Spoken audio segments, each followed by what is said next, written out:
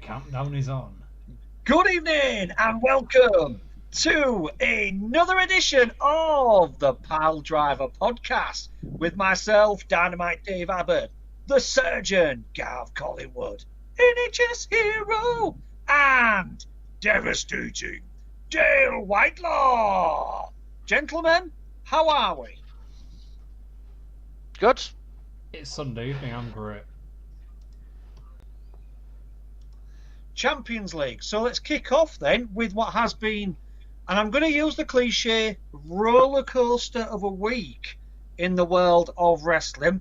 If we cast our mind back to sort of a week or two ago, there wasn't really much bubbling in the world of wrestling. This week there's been absolutely all sorts going on. We'll kick off with the biggest news of the week, which is the sad passing of Pat Patterson. Guys, I'd like you to go first and share your thoughts and memories and your knowledge of Pat Patterson, who sadly passed away this week at the age of 79. For me, it'd have to be his feud with Briscoe, which unfortunately ended with the evening down hardcore match. But Patterson. Yeah, obviously, first ever Intercontinental Champion, but former and hardcore champion as well. Absolutely, yeah. And also as well, I didn't realise the first openly gay wrestler as well, which I suppose being a wrestler from the sort of 50s, 60s and 70s in the main sort of heyday, will have been a massive thing to do. I mean, it's not sort of widely discussed now in the world of wrestling, but especially back in that sort of era where it certainly wasn't discussed, was a massive thing. But yeah, Dale, as you rightly touched upon as well, the first ever Intercontinental Champion as well, and a big member of the sort of backstage team as well over the last 10, 15, 20 years at WWE. And looking at all the tributes, it's like there's not one person who's got anything negative to say about Pat Patterson. It's just all been positive, right from the McMahon family to current wrestlers to retired wrestlers. Anybody who came into contact with him just said what an amazing individual he was, as well as a great wrestler. So, any more thoughts on Pat Patterson, guys? Played a good role as one of the stooges, didn't he, of Vince's boys when it came to like building up to the corporation. Definitely. The Stooge era with Briscoe. That's it. Only the second tag team to use Real American as their theme. That's right. Yeah, I was going to mention that, Dale. Yeah, Real American as well as their theme. So yeah, a sad loss, and condolences from the Piledriver Podcast for a true wrestling legend who was literally still involved with wrestling up until only I think a few months ago as well. So yeah, condolences to Pat Patterson and family. Gav, do you want to bring us up to speed with the shocks, the thunderous rumblings of what happened in AEW this week? The thunderous rumblings of Dynamite. I don't think that rings, does it? Absolutely. Really? It's a work in progress. Yeah, so I suppose this wrestler, I can't remember his name, I think it's String. He returned after like years away from the TNT. Stringer. Yeah, the Stringer one. Is it a Stringer? Jerry Stringer. Yeah. Something like that. Jerry. That's what the guy who only wrestled. Yeah, who only wrestled 2 matches in WWE. Sting! Yeah. Sting returns in AEW. Gav, tell us all about the welcoming, the dawning of Sting's AEW era. What happened? Well, the whole winter is coming thing was a bit weird, really, to begin with. Like, it had absolutely no meaning, and then obviously it was all made clear when he appeared.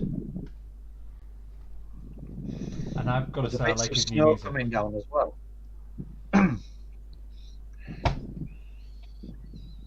Yeah, so and also, go on. No, carry on. There's a bit of a difference tonight. I was going to say, Apparently he has signed a multi-year contract with AEW? 3 years. But I don't know what. Is it a 3-year contract deal? Is it? So what do we know what that involves then? No, there's no details on it yet. If there's like, I'll say like a match allowance in there, or if he's contracted a certain amount of matches, or the manager role, or I'll say there's no details on it as of yet. But yeah, all I've read is he's contracted to 3 years. Whether they try and get him in for a match or not, I don't know. I think it'd be a bit daft considering the injury he had. What was it, 5 years ago now? Against Seth Rollins. Yes. Yeah, he's also sort of come out as well, although he's not directly said it. A source close to Sting said how he feels that his tenure in WWE was ruined and he was really unhappy with it. He was unhappy, as I think was 99.9% of the wrestling community, when he had to job to Triple H and his debut at WrestleMania, which is something that Triple H didn't need, and it would have been epic to have Sting win that match. But he also says he regrets as well, because one of the reasons why he did sign with WWE was to get the match of matches, which was against The Undertaker. He wanted that big match between him and Undertaker. And obviously, as Dale's already alluded to, he got the injury against Seth Rollins, quite a severe neck injury, wasn't it, against Seth Rollins? And that never materialised. But now he's in AEW, we'll see what that brings. Gav, what happened in the match for the title, Mox versus the Cleaner? It was a surprising end. I wasn't expecting that end at all. I was thinking, yeah, he's going to win, but the manner in which he won after, 30 V-triggers? 31? 32? Yeah, and then a microphone to the head, which apparently is the most dangerous move in sports entertainment now. I thought it'd be a clean victory. I was surprised. And then the whole running out of the arena after with I've forgotten his name, with the invisible Bob Callis. Old Cyrus the Virus from ECW. Yeah, so that's right. It is Cyrus the Virus, isn't it? Not too long until we find out what happened on Tuesday then. Which apparently has already been shot, but they have to do a reshoot for this angle, so it's only last minute it's been done. Yeah, Impact have confirmed he's showing up on Tuesday. That is fantastic. Also as well, guys, if you can't get it anywhere else, I think I alluded to this last week or maybe the week before, but you can get the full episode of Impact on 5-Star, Channel 5-Star in the UK as well. So we're looking out for that. So it looks like we're going to get what's been rumoured for a few months now, AEW and Impact Wrestling. But there's also another rumour as well that NJPW, New Japan Pro Wrestling, are going to be involved at some stage as well. So it might be that we have 3 promotions, maybe temporarily, maybe permanently, all going against each other. And I'm hoping it will be a really good version of what the Invasion storyline should have been all those years ago. I'm hoping that we get a good sort of wrestlers defecting from each promotion and turning heel and turning face and things like that. And this is maybe why they might be pushing Lance Archer slowly into a face as well, maybe. So we don't know. Yeah, I hope so, because I think that's going to be immense. And it's after his recent health problems as well. It's good to see Jake the Snake Roberts back on TV. So, yeah, great goal. Let's see where that goes. So, guys, onwards and upwards to tonight's main event. We are going to be doing... Go on, Dale. Talk to me, Ghost. Greatest Wrestling returns. Greatest with a 5-second wrestling returns. Gentlemen, who wants to kick off tonight's show? Do you guys want to go first? I don't mind. I just made a discovery without realise. I didn't know Al Hebner's referee for AEW now as well. I didn't even know that. No, apparently Al comes back for Hebner? some pay-per-views. Yeah. I did classic. not know that. I'll start us off. He's been I'll start us refereeing off now, if is you it want. like over 3 decades, isn't he? Yeah, he's 71, so I'm not surprised. Absolutely brilliant. 71. Right then, gentlemen, I'm happy to take a back seat for a few on this one. If you guys want to go first, give us, no particular order, some of the greatest wrestling returns in any scenario and in any promotion. Would it be cheating I'll to jump bring in then. Sting already? I'll jump in. I've got one straight to mind, which was, as I discussed earlier, Stone Cold in 2001. Now, that one is returned from injury, because that was Unforgiven 2000. I think it was September. But what it was is, it was just as the Invasion was starting. I think it was the week or 2 weeks before the Invasion pay-per-view. You know, great times in WWF. And what it was is, joined up with Vince McMahon, and it turned into a bit of a ultra-sensitive bloody weirdo, singing with guitar and didn't want Kurt Angle to be nice to Vince, and I'll say had the power trip, the 2-man power trip, which was never actually named on TV, with Triple H for about a month and a half before Triple H got injured.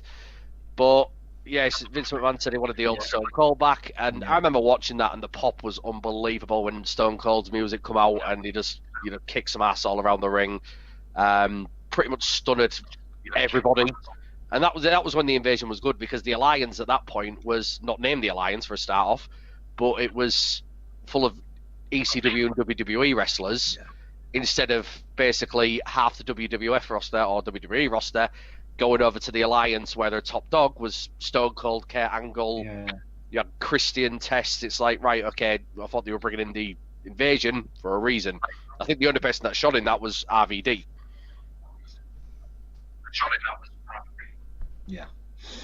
Yeah, definitely. The whole damn show. And do you know what? There were parts. The whole damn show.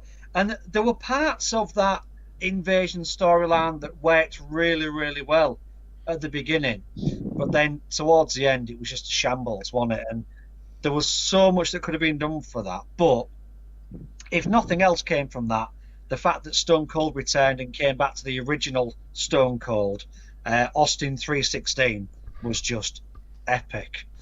Any more then, guys, on great wrestling comebacks? What do you guys got? Do you want to go first, Dave, or am I right? Give him about 5 seconds to answer. You go for it, Gav. 5 seconds later. Down to top 3. He's speeding up. Yeah, he's getting better. All that porn's been paused now. Yay! Woo! I'm trying to think of any one that's memorable, because the whole Sting return's kind of like in the front of my mind at the moment because it happened so recently. But I would have to go with The Rock WrestleMania, because that was not expected at all. Was a special guest host for it, I think it was, in the end. Bloody hell, which 27 was it? Was it Miz and Cena in the main Around event? in time, yeah. I think, yeah. It was. I don't know. I can't wait. It was a good return. It was well done, which is surprising at the moment, really.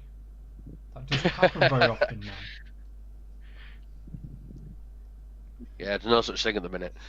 Nah, long-term does it? And I mean, I storytelling think, is not something. and I that think happens when the Rock comes back, no, but when the Rock comes back, you're guaranteed money out. I think the only time it didn't work for me as a wrestling fan when the Rock came back was when he was heel against Goldberg. That just didn't work for me, that side of it. But every other time when the Rock's come back, you're just guaranteed money. I mean, the guy's that good. He doesn't need a script. He knows where he is, what's happening, what to say, when to say it. Bosh. It's just done. So, yeah, that's another good one, that Gav, The Rock coming back. I'm going to go with, and this is one that we spoke about briefly, and this is one of the ones for me where for years I was thinking, where's this guy gone? And it was Judgment Day 2000, the return of The Undertaker. Yeah. Coming back as the American Badass. This one, so a completely brand new, never seen before persona of The Undertaker, where he did a lot more work on the mic. He had the biker, the sort of pre-Sons of Anarchy look about him, with the old bandana out there. But what I really, really loved about that, and when you watch the footage of it, the fans in the arena, where the lights keep going on and off, and then you can hear the creepy little girl saying, he's here, and it's just all going off. And then literally, when it comes down to the ring, and he just absolutely wipes the floor with DX, it's just absolutely incredible. Again, it's up there with that Stone Cold pop that Dale spoke about, and obviously The Rock as well when he came back at WrestleMania. The pop is just unbelievable. It just sells itself, and like I say, he kept that persona for a good, was it 5, maybe 6 years, something like that? The American Badass persona. Yeah, I think it was about 5 years, mate. Yeah. Before obviously going back. Yeah, I think it was one. Then he sort of had a heel turn during that time, and then when he went off again, came back once again as the Dead Man. But again, so memorable. If for nothing else, the fact that it was a Limp Bizkit rolling as well as the theme tune. So yeah, there's my first one. Undertaker, Backlash, Judgment Day 2000. Yeah, very good one, that. But yeah, it's probably one of the most memorable ones as well. Absolutely. Any more, guys? I've got my next one lined up, but I'm happy to hang fire on this one because it's going to be a bit of a curveball, I think. So I'm gonna sit tight on that. For me, I'd say Triple H 2002 from his quad injury. Obviously, bad injury, multiple delays in his return. I think it was January 2002, wasn't it? And they advertised it. Everyone knew it was coming, but yeah, again, the pop was just when he came out. And bear in mind, when he got injured, he was a heel, and he was pretty good heel at that, to be fair. But yeah, when he came back, the pop was unreal. I mean, he only kept face for I think about 6 months, if that, before he turned on Shawn Michaels. But yeah, it was.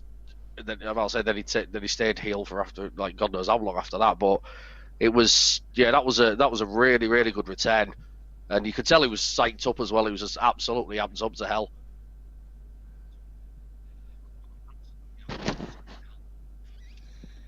It was, because when you look into the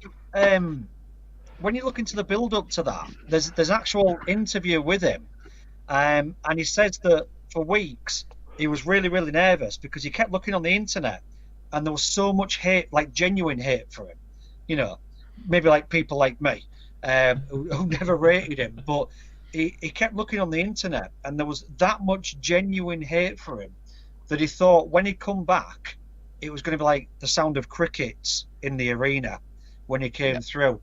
And then when he heard the pop, it just completely it blew his mind. He never. I think he realised at that point that it's all right. You know, he loves to be hated, and obviously, like you said, Dale, he came back as a face for a little bit, and then obviously turned back to the original cerebral assassin.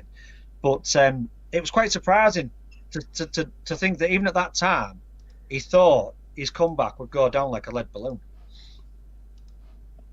You could tell as well. He came out and he was just all up for it. Am I right to go next? Yeah, mate. Any more then, gents? Gav, have you got your next one lined up? Yep. Return of the Mac. Return of the Mac. You don't mean Mark Morrison, the singer, do you? You do mean a genuine wrestler. No, I mean the song. Greatest return ever. Just Mark Morrison. Yeah. It was that good a return. He only did one song as well.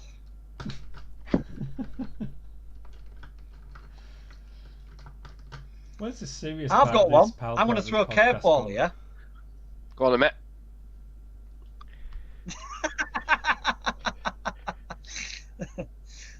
Go on then, throw it at I've us. got one. Christian TNA. Yep. Yeah. That was definitely not expected. Because it wasn't expected. Yeah, you're absolutely spot on, Gav. And the fact that he was propelled quite quickly into feuds with Jeff Jarrett, who was the main man at the time, feuds with Kurt Angle, who was already on the scene, AJ Styles, when all these guys were heels as well. Abyss. And then he had his own heel turn, where he turned against Sting, didn't he? And he also won the TNA heavyweight title as well. But it was nice to see Christian step out from the shadow of just being part of the concerto of Edge and Christian and being able to go out there and do something on his own. And then when he returned to WWE, albeit brief as well, he was heavyweight champion on SmackDown as well, wasn't he, for a brief period of time. But it was just nice to see somebody different, somebody we don't expect. Yeah, for a week, yeah. Still longer than Kane's first heavyweight title reign. But it was nice to see somebody who you don't expect, like a Brock Lesnar or a Hulk Hogan or a someone of a John Cena coming back, or someone like that, or a Rock who comes back, and you know full well they're going to instantly go into a title match at some big pay-per-view and they're going to wrap up the belt and blah blah blah. To see someone like Christian, who's never been in that sort of singles title run before, for me was something quite refreshing and quite decent to say. So I was going to say, Christian, I think, was one of the really surprising ones of the early. It's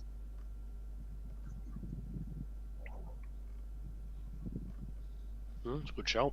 Yeah. I've got a bit of a strange one, but it was a good return. Surprisingly, that would be Shane McMahon, where he came back after, I think it was just before WrestleMania. And he had to prove it himself to be in charge of Raw or something. And he had to beat The Undertaker to be in control of Raw. But he lost and he still became in control of Raw because storytelling. I remember that. Good story writing, WWE. It's not like them to drop the ball. Consistent. Consistently bad. It's still consistent.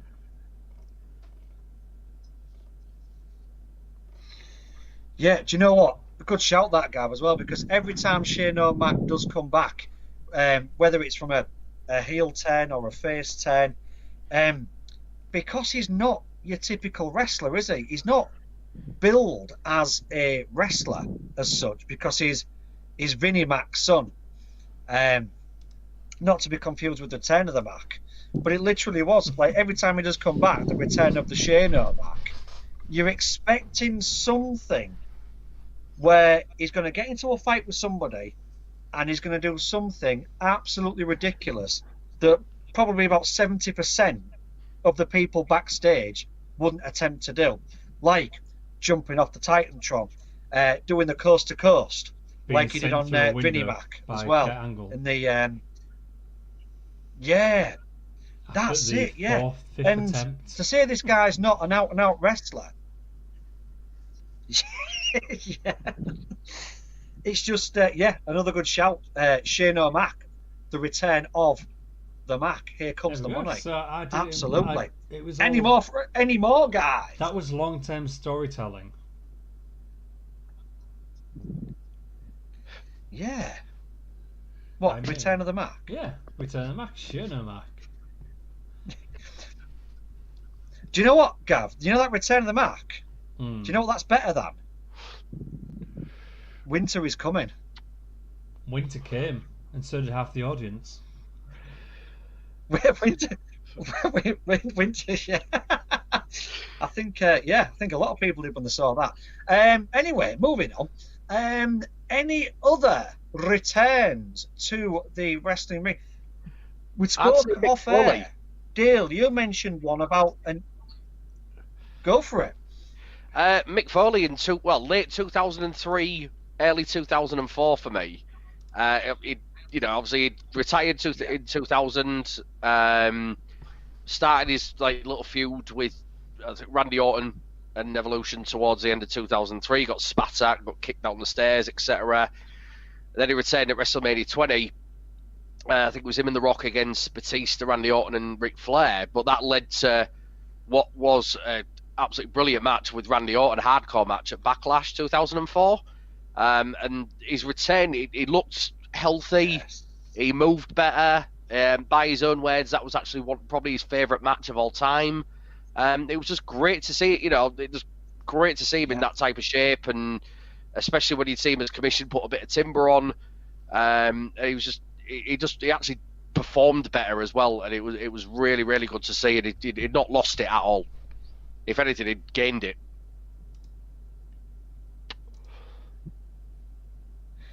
I think as well, when you talk about Mick Foley, I don't know what you think, Gav, but Mick Foley's just whether he's wrestling or not, he's money, isn't he? Because again, like The Rock, and there's very, very, very few people in wrestling, male or female, that can leave, come back, and just pick up a microphone and just literally pick up where they left off.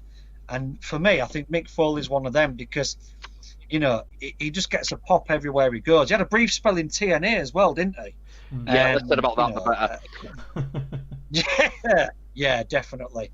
But again, every time he comes back, whether he pops up at a house show or it's a Raw, SmackDown, or it's pay-per-view, Mick Foley's guaranteed money, isn't he? And, some absolutely amazing wrestlers don't always transfer those skills onto a microphone. But I think when you look at Mick Foley's wrestling career and also what he's like on the microphone as well, and when he gets into a feud, I think for me, he ticks all the boxes because he just puts everything into it. Yeah, definitely. It's literally, there's only about 4 or 5 wrestlers who can come back and just pick up the mic and carry on as if they never left. Like The Rock, obviously, Stone Cold, Foley, Shawn Michaels, Jericho. Yeah. Undertaker as well. Oh, Jericho as well. Good shout, Gav. Does Undertaker count because Undertaker. Rest in peace. True, the crowd always just go Barbie for him, don't they? The Badass version was a little bit mouthier, though. He had a lot more to say, didn't he, Badass? That's right. Well, this is why I like the version he did in the Boneyard match at WrestleMania, because it was like half dead man, half badass, and it was like a kind of a true to Mark Calloway's character. And I'll say, when he came out with that version, I thought that was absolutely awesome. It was a great match, to be fair. I thought it was going to be a pile of crap, but it was actually a really good match. And I think his really good development of the character was really good. Created by Matt Hardy. And I think we touched upon this. Yeah, and I think we touched upon this a couple of weeks ago, didn't we? Where we said, did his brother just pass away like 2 or 3 days before that match as well? Yeah, 3 days. He received a call. He had to go see his mum, and then he flew back to finish filming the rest of the Boneyard match. But I mean, I remember seeing the filming for that, and they said it was like absolutely pissing it down, freezing cold. They're having to do it, throughout the night because it was, obviously they wanted it to be dark. It was absolutely crazy. Yeah. I'm really looking forward to watching all of the last ride, like one after the other, just getting them all together and just watching them all. And I'm also looking forward to watching the Brothers of Destruction documentary as well, because it's where they both sat there, Glenn Jacobs and Mark Calloway, discussing them two together, but also individually their careers as well. So I'm really looking forward to seeing that. But again, that is a really good watch. Yeah, I'm going to get on that. Also, like you said, you touched upon about Shawn Michaels as well, Gav. You mentioned Shawn Michaels there. Now, albeit it wasn't the comeback that he would have wanted and that we wanted as fans, growing up with Shawn Michaels from the Rockers and the Heartbreak Kid. But when he did come back to WWE, it was the NWO era, so it was post-invasion, wasn't it? Where NWO was literally, the life support machine was all but turned off there for NWO. When you had like the facts of like X-Pac in there, and then Booker T wanted to be a member, and Big Show, and it was just quite tragic. Yeah, Goldust as well. Good shout, Dale.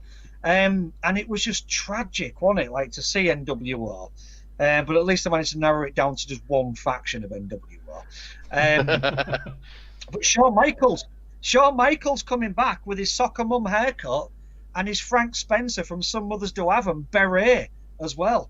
I mean, what was all that about? I mean, it was great to see him back, and thankfully, fans sort of moved past the brief NWO spot, and then him coming back. But I think it's when they heard the music, wasn't it? When the Heartbreak Kids' original music came down, it's just like cash in the bank on it. Shawn Michaels come back.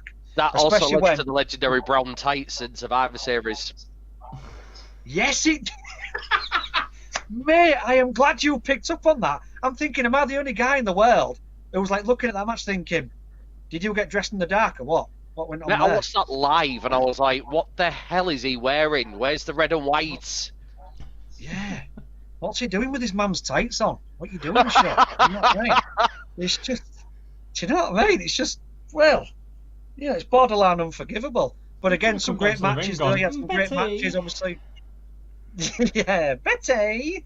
But yeah, I mean, we can move past the soccer mum haircut where he looked a bit like Robbie Savage, and obviously his Frank Spencer beret, because when he did come back, there was great matches again with The Undertaker, Triple H.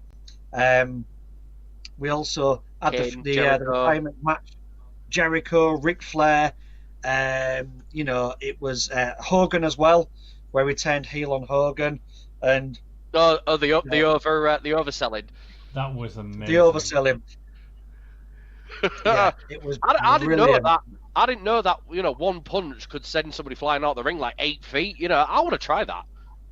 It was brilliant. Hulk, Have you ever read the interview with Hulk Hogan about that? Yeah, it was supposed to. Yeah, because apparently Michael said, "All right, I'll job for you during this one, but then I want a rematch, and then you job for me." Because he even says to him, doesn't he? I think it's the night before that match, whatever last show it was Raw or SmackDown, and he points his finger in Hogan's face, and he says, "I'll never roll over for you."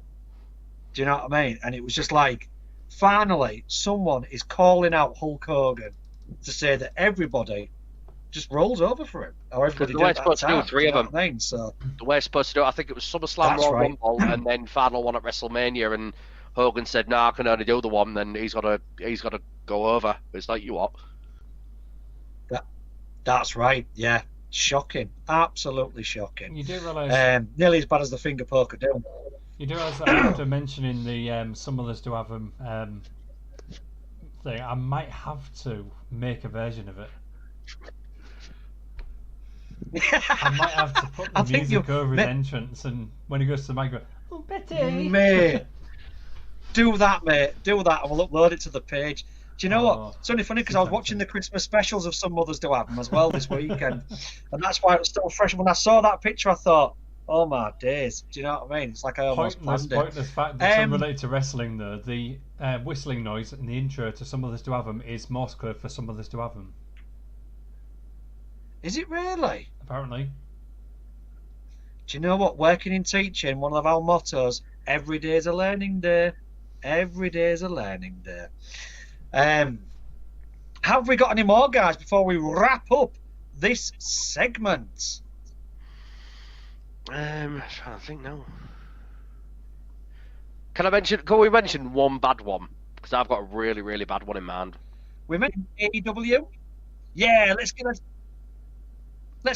Oh, the porn's down only get in there. I know. Dave, fake taxi can wait, mate. Come on.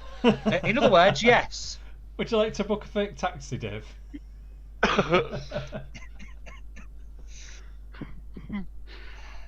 Any of our viewers don't watch this. On it and all sorts, guys. You've got to get in on this, honestly. We're talking about Hornswoggle's return now. No. It actually returned on Impact and on AEW the same week. Well, I was gonna briefly say.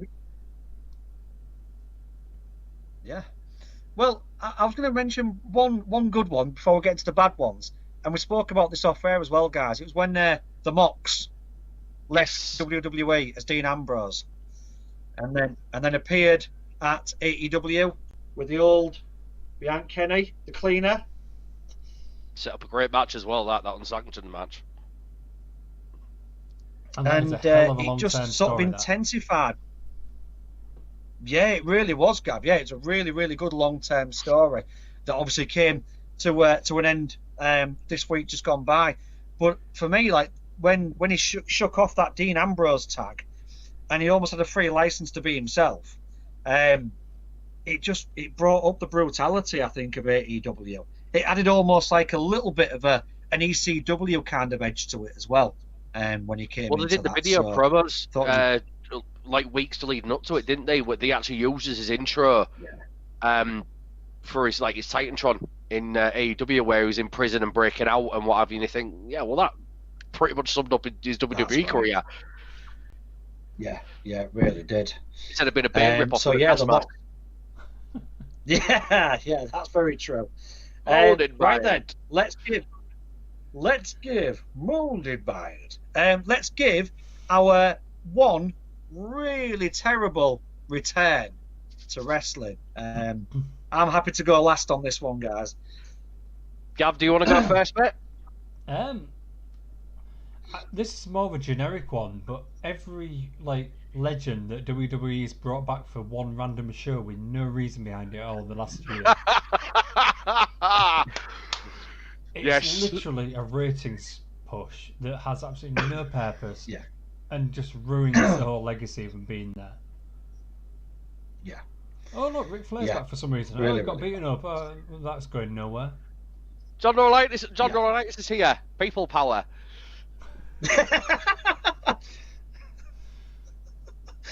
Absolutely pointless.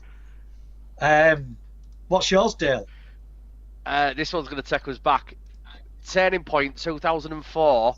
Macho Man Randy Savage came back for one match, which he didn't actually turn up for until the last 2 minutes, and did basically Jack. Giacomo. Yeah. Yakinori. Yeah, absolute. Yeah. But he won. He did. He did win. He didn't do his finisher off the top rope. He didn't do the elbow dive, but he won. Do you know what I mean? Yeah. Do you remember his attire? What he turned up in? It's like Johnny Cash, Man in Black, wasn't it? That's it. Long trench coat. Yeah. Cowboy hat. Black vest. Yeah. He looked like more ready for wrestling as Bonesaw in a film. Yeah, he did. In Spider-Man. Ooh, failed career, dig it. Ooh, yeah. Do you know what? And do you know what? I think this is a true story as well. You know that match he had at Turning Point? Yeah. He spent less time doing that than his handshake with Hulk Hogan when they were doing the Mega Powers. Yeah, but to be fair, they were cooked up for that, so they probably couldn't actually fan each other's hands. Ooh, Wolf of Wall Street. Mate, sorry. Honestly, when we guys get to Wolf of Wall Street. When we guys get together, we're gonna have to just reenact the handshake of just that can take up half an hour of the podcast. You know what I mean? Right. Just that handshake alone. I'd say whoever comes top 2 on the Royal Rumble pinball, then they get to do it on video. Oh yes. Oh Gav, you need to get on this pinball machine, man. It is epic. I'm gonna go. Most pointless comeback ever. Rikishi in TNA. When he came back as Fatu. Why? Oh God, I've only seen the highlights of that. That isn't highlights. Well, yeah. That's the real way I'm trying to stay away from swearing. The shortened version. Do you know what I'm thinking? It's like you looked at TNA at that point and you're thinking, "Ooh, who could they bring into it now?" Because it's like it's bubbling with talent and some really good, ex WWE stars. Who do we really need to make this like the best promotion? let's bring the big guy with the nappy on who dances with Phil Cole. That's what we need. Was that his tagline at TNA? You're right. I didn't do it for the me. Rock. I did it for the paycheck. I sounded more like Hardy there, to be fair. I did this for the Rock. Wow. Get to the chopper. The bad guys in PPI adverts now. Do it now. But yeah, Rikishi Fatu coming into TNA. It was just like, oh, why? No. Kind of follows up with Haku's one in 2001 that as well. Oh, Haku came back. And then all of a sudden he ended up on Heat nearly every week, just thumbing everybody in the neck.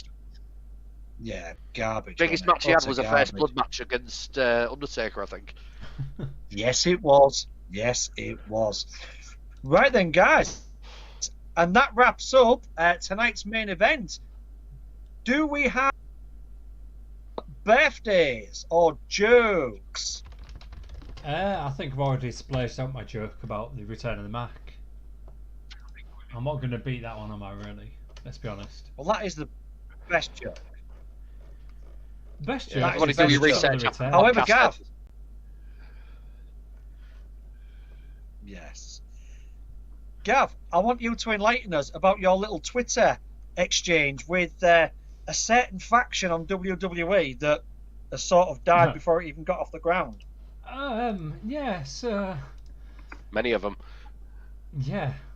I mean, it's not really much you can say about because I don't want to give them any undue fame because this, retro. He doesn't want to give him an excuse for retribution.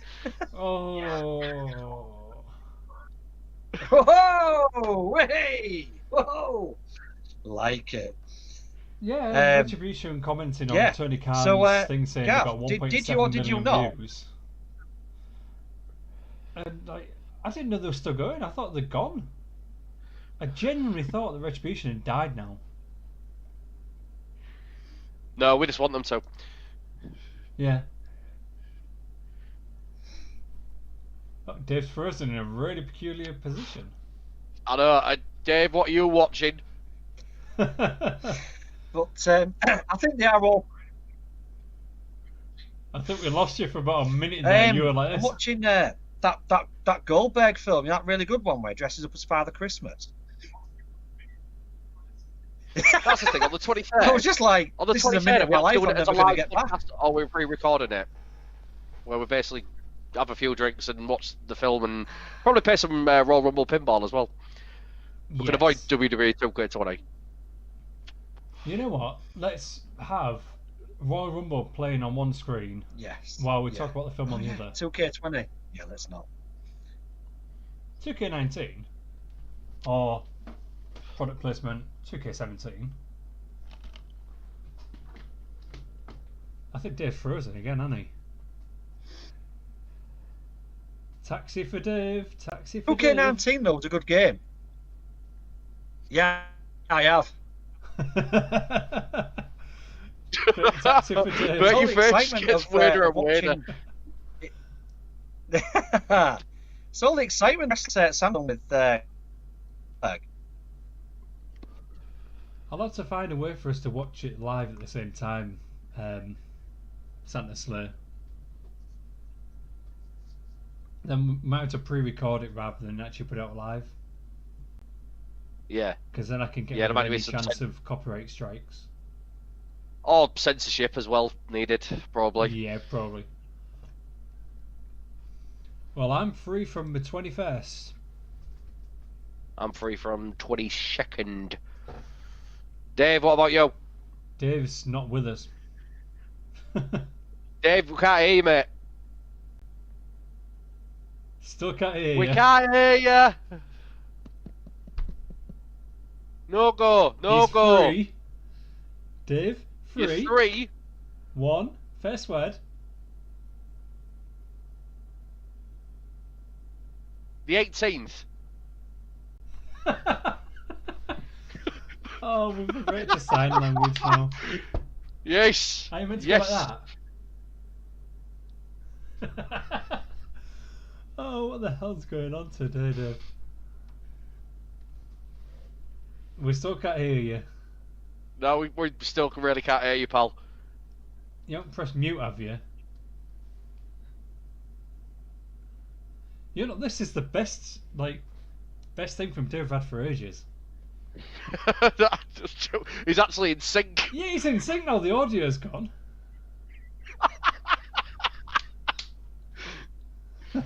Good job, we couldn't hear that. 2 words. First word. Dave, are we doing 22nd at Man then? You can have, 2 of your 3 beers. So you're actually coherent. He's frozen completely now. No, you're frozen now, mate. Maybe we'll get Sam back when he comes back. We'll probably get all of it after we turn off. We'll get all the F views. That's kind of creepy now. It is. Dave, stop staring at me! Oh, he's gone. He's gone. He's coming back on in I a know minute, he's I reckon. completely screwed up with his screen capture because we've got 2 of you. Here we go. Can you hear me now? Yep. Yep. Yep. Oh, it's Welcome moving. back. It's moving. Hey! Woo-hoo! Oh, You see, now if only the people could have seen me doing my best Mr. Tumble Macaton impression there. Yes. It's like the best thing I've ever contributed to Isn't the podcast. the Macaton for I Need the Toilet that? Yes, it is. Yeah. Yeah. Yeah. All you can do with that. I was that. very happy I got that you were free from the 18s. Complete side Yeah, language with that's a bad amazing. signal. That. Mate, imagine us 3 on a charades team. We'd absolutely nail it, wouldn't we? Do you know what I mean? I know, but I'd have had a Absolutely skinful by nail then. charades. So Yeah, me on a too. similar Sniff of the apron's kind of related note as well, I was looking through the AEW roster on the website, and Sting isn't listed under the coaches section. He's listed on the active wrestlers in the business. Oh, okay. And he's got a singles record. I tag think he'll team give us and one more trios match. record. I think Cody Rhodes would probably be his choice of match. I don't know. I want to see him against Darby Allin. Do you think that might be it, though? A passing of the torch to Darby Allin, maybe? Maybe. Yeah, very similar type of character. Yes. Well, by the way, while we're talking about AEW, if there's anybody listening tonight who has got boxed AEW figures, drop me a message because I'm bidding like a madman on eBay at the moment. I have asked Santa Goldberg for some this year. But when I did that, Mrs. Abbott shot me a glance and she just went, "You are 40. Why do you want figures?" To which I replied, "Not to play with, it's my retirement fund." Okay. So she might not thank me now, but in about 20 years from now, she'll be grateful when I sell them all on eBay. So if anybody else got AEW figures, I think they are, mate. I think so. Yeah, I'm not too sure.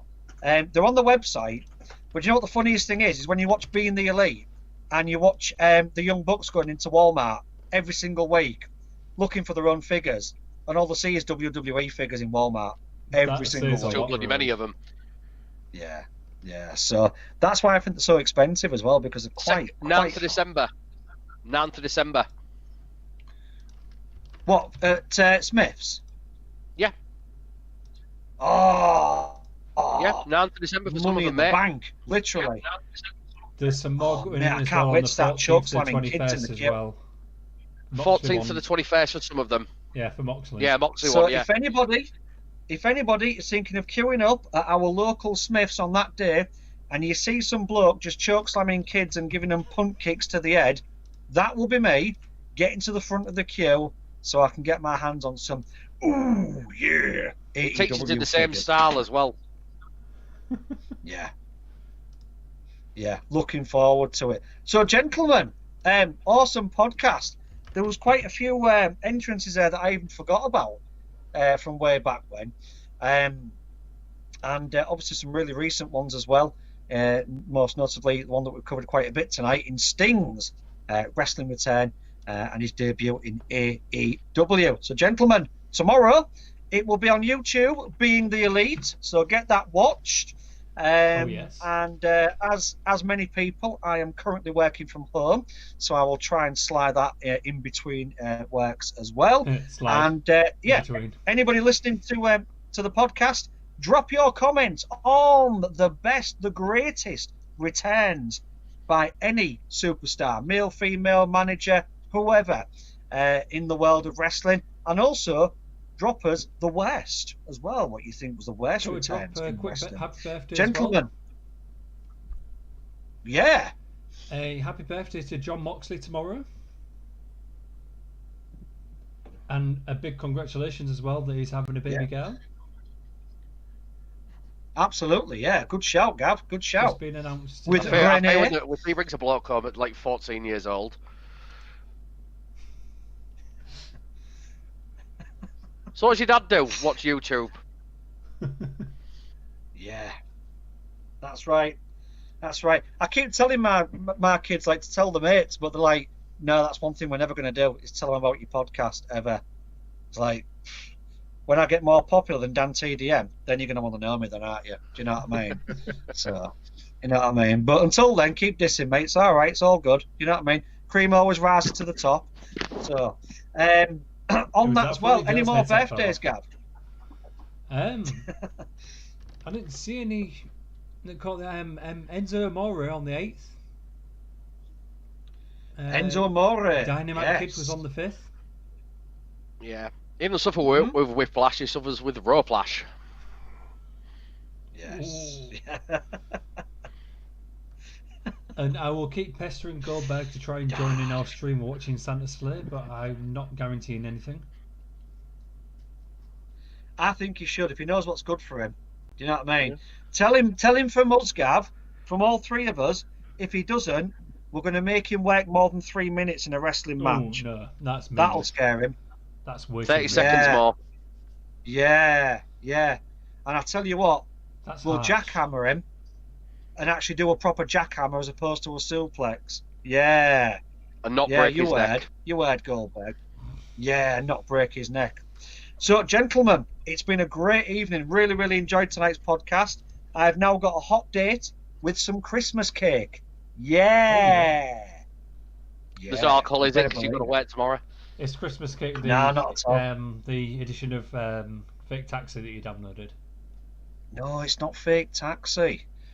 It's not Fake Taxi, actually. It's Fake Agent. It's in fact I'm not going to finish.